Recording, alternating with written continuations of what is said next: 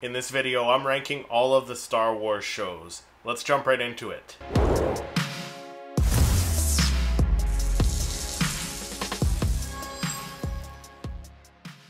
Hey everyone, welcome back to the channel. My name is Christopher, and today I'm ranking all of the Star Wars shows using the TierMaker website. I did this the other day with all of the Star Wars movies using the TierMaker website.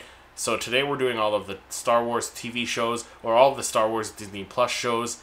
And I'm using the TierMaker website again, just because some of the shows, they're on par with some of the other shows. Yes, there are some that are better than others, so I figured the TierMaker website is the better way to do it than ranking them from worst to best or best to worst. Because I do like all of the Star Wars shows, I do like all of the Star Wars movies, all of the Star Wars content, but there are some that I like a little bit more and I find myself watching a little bit more. But overall, I love all of Star Wars. I don't hate any Star Wars content. But without further ado, let's jump into it. Okay, so looking at the TierMaker website again, these are the sections I have. So I have perfect, which, you know, these are going to be shows that are perfect or as close to perfect as you can get. Then you have great, you have good, you have okay, and then you have shows that are bad, and then the last section is shows that I haven't seen, which with the shows, I do have one show that I haven't seen, and again, I'm going in chronological order. So I'm starting with the shows that are at the very beginning of the Star Wars timeline and going up till the very most recent part in the timeline here. So we're kicking things off. I'm kicking things off with Young Jedi Adventures, and that show, I'll be honest, I haven't seen yet. I do want to watch it. I've heard some decent things about it, some decent reviews about it. So I do really want to make the time and check that out. So maybe when I have a couple days off here, I will sit down and watch those episodes, because I think they're already in like the second season already. So I have a lot of catching up to do. So I'm gonna put that in the haven't seen. And then next we have the Clone Wars, the Tartakovsky Clone Wars, which premiered on Cartoon Network. They were the shorter Clone Wars episodes. You can now find them on Disney Plus now. You can watch all of those on there. Great animation for these ones. A little more action. Not more action, but I guess a little more gritty is what I'm trying to say. Love the animation style.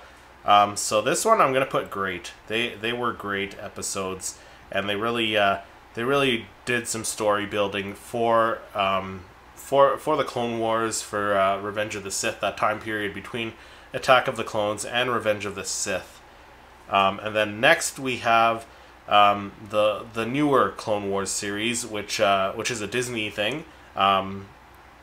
They did season 7 of the Clone Wars, which was like that put it over the top for me. So this series, I gotta go perfect, because it was near perfect. The only thing I didn't like was like some of the voiceover stuff at the intro there, but aside from that, like some great stories, again some good story building and world building that really enhanced all that time period between Attack of the Clones and Revenge of the Sith, and it really enhanced what we saw in Revenge of the Sith, especially with the last season, which again I said put it over the top there. So I'm putting that Clone Wars series as perfect. Next we have Tales of the Jedi, which we are getting a second season is what I've been hearing rumors of. And Tales of the Jedi, again, it's another one of those shows that gives more context, more story building to Revenge of the Sith, and it takes place in that time between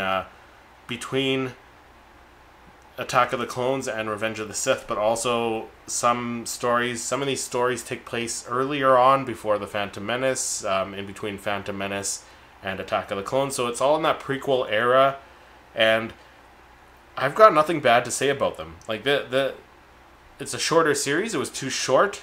Other than that, like it was damn near perfect. So that's gonna go right at the top there with the Clone Wars there.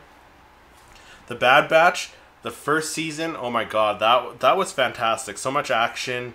It was great, and again, did a lot of story building and enhancing of the the prequel era of Revenge of the Sith.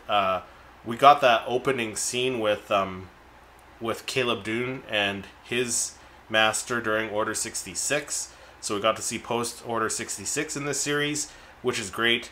But the second season wasn't as good as the first. It was a lot of just them going on these random missions, trying to help Sid out for the first half of the season. And then the second half of the season, the second part of the season, it picked up a little bit. There were some really, really great episodes in the second season, but then there were some not so good episodes. I didn't hate any of it. I really enjoyed it all. So for the Bad Batch, because of season 2, I'm gonna have to go good. I'm gonna go good for the Bad Batch. Then next we have the Obi-Wan Kenobi series, and this was great. I love the Kenobi series. We got Obi-Wan Kenobi versus Vader a couple times. We got the Inquisitors. Reva, you know what? I'm in the camp where I enjoyed Reva's character. Did they need as much of Reva in the series? Probably not. But I did enjoy what the actress who played Reva did with the character. I thought it was a cool new character.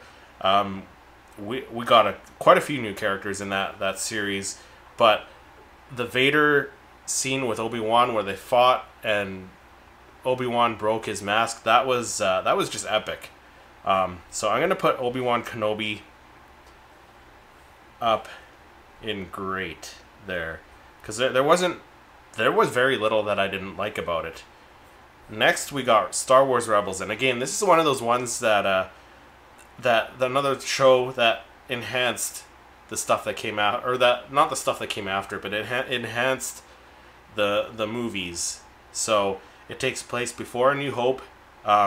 It shows like the starting of the rebellion, and some great stories, all new characters in this show, and it was just fantastic. I really wish it was a longer series. So yeah, again, I don't really have any complaints about Star Wars Rebels either. That was just a great series. That one, I'm gonna go perfect for that one, because that was again, it was damn near perfect Star Wars Rebels. So that's up there. Next we have Andor, and this one's gonna be a sensitive topic, a sensitive subject for some viewers, especially my buddy Tony over at Star Wars Sith. I know this by far is his favorite Star Wars series, above anything else. So for me though, like for being truthful and honest, Andor was amazing. It didn't need the lightsabers that usual Star Wars has. Like all the movies had lightsabers. This was about Cassian Andor before he got started in the rebellion, and his start getting into his first steps, if you will, into the world of the rebellion versus the Empire. Very gritty stuff. The cinematography was great in this movie. The sets, the live locations that they used in the UK, everything was great. The script writing, the story was great. I don't have any complaints about Andor. Like, a lot of people say Andor was boring. I thought it was great. I loved how they did these sections. So they did like the first few episodes was about this story. They did the next few sections were about like the heist. The next few episodes, and the next few episodes were about his time in prison.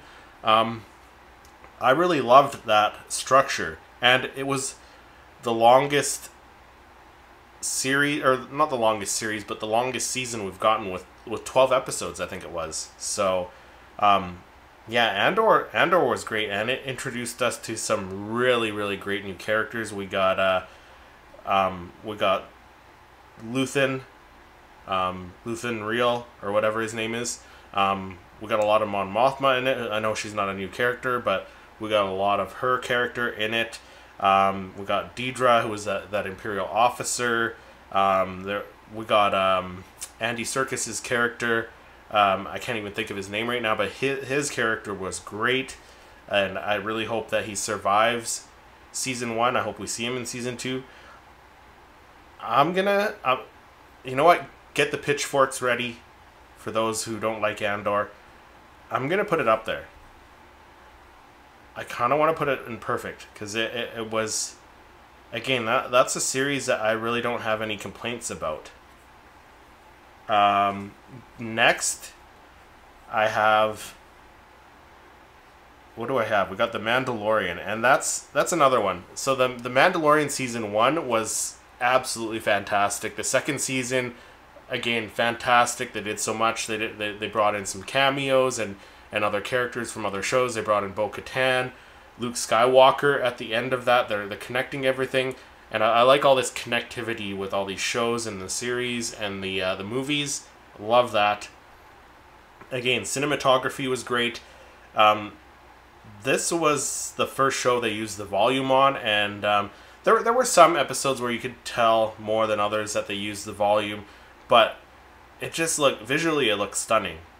So, but then the third season, there were a lot of great episodes, but then there were a lot of, there weren't a lot, but there were a few episodes that, I don't know, they weren't as good as some other episodes in season 3, and they weren't as good as some of the episodes in season 2 or season 1. But it was still great, so I'm going to put that up with the Kenobi series and the Tartakovsky Clone Wars series in the great section. Next, we got the Book of Boba Fett, and Boba Fett is one of my favorite Star Wars characters. I loved seeing the flashbacks to when the Tusken tribe took him in and how he changed a little bit. But then we got the third to last episode or second to last episode, which was Mando 2.5, season 2.5. I got nothing wrong with that episode, but I feel like, because like we didn't see any Boba Fett in that episode at all. The series is called The Book of Boba Fett. We needed a lot more Boba Fett, and we needed more of him kicking ass and taking names. So that's my complaint about the Book of Boba Fett. Still a great show, but there were some, it had some stuff that I didn't like in it. So the Book of Boba Fett, I kind of want to put it in the good section there. Then we got the Ahsoka series, the most recent Star Wars series that was released, and this series was great. I don't think I have any complaints about the Ahsoka series. There were a couple slower episodes, like I think it was episode 6 where it took place all on Peridea, and you didn't see Ahsoka during that episode. I think you saw her maybe at the beginning in the Purrgil's mouth when they're in hyperspace. But that was pretty much it. So it was kind of like a Book of Boba Fett episode where Boba Fett wasn't found. But it was still, overall, it was a great series. Like I said, that maybe one or two slower episodes, but overall great series. But I don't know. Again, get the pitchforks ready. I'm gonna put it in great. The majority of the series was phenomenal, but there were a couple episodes that were a little bit slower, but still great. But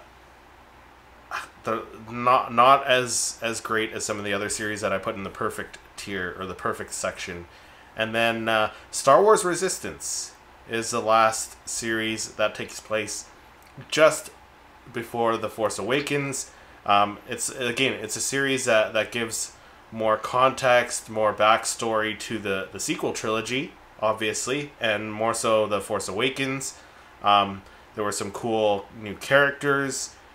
It was borderline more for children, but not quite as much as I would imagine Young Jedi Adventures is. but then also it kind of crosses. It does the same thing Clone Wars Season 7 did. It kind of crosses over with the Force Awakens a little bit.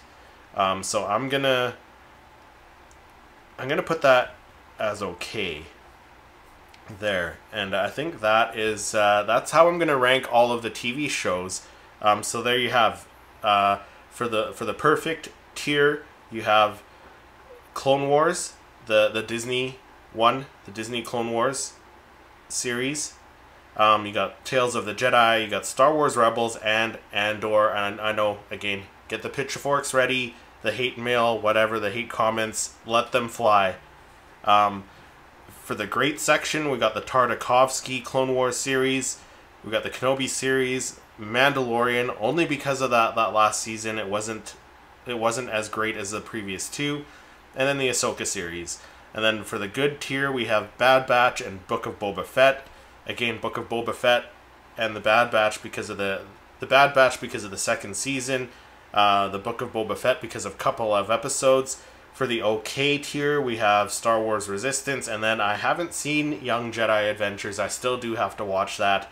But that is my ranking in the Tier Maker website for all the Star Wars TV shows, television shows, Disney Plus shows. Let me know if you agree with these rankings, and if not, where would you place them? Let me know down in the comments. If you enjoyed this video, make sure you hit that like button, subscribe to the channel, and then click to watch one of my other reviews. Thank you so much for watching, and may the Force be with you.